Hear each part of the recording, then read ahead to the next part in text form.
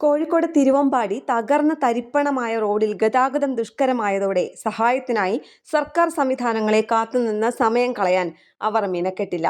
Road നവീകരിക്കുന്നതിനായി കൂട്ടായ്മയുടെ പെരുമയിൽ സ്വരൂപിച്ചത് 2 കോടി രൂപയാണ്.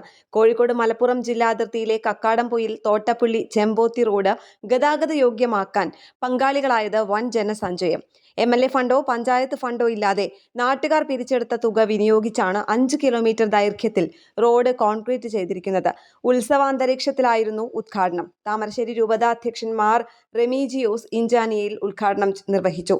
ഒരുമിച്ച് നിന്നാൽ പലതും നേടിയെടുക്കാം എന്നതിന്റെ ഏറ്റവും ഉദാത്തമായ മാതൃകയാണിതെന്ന് ബിഷപ്പ് പറഞ്ഞു.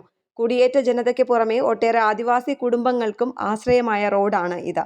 രോഗികളെ തലച്ചുമടായി ആശുപത്രികളിൽ എത്തിക്കേണ്ട അവസ്ഥയായിരുന്നു.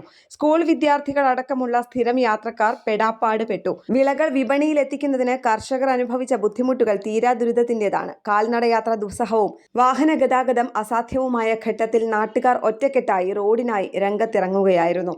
3 വർഷമെടുത്താണ് റോഡ് നിർമ്മാണം പൂർത്തിയാക്കിയിരിക്കുന്നത്. ഫാദർ സജി വളവിലിന്റെ നേതൃത്വത്തിലായിരുന്നു ജനകീയ കൂട്ടായ്മ.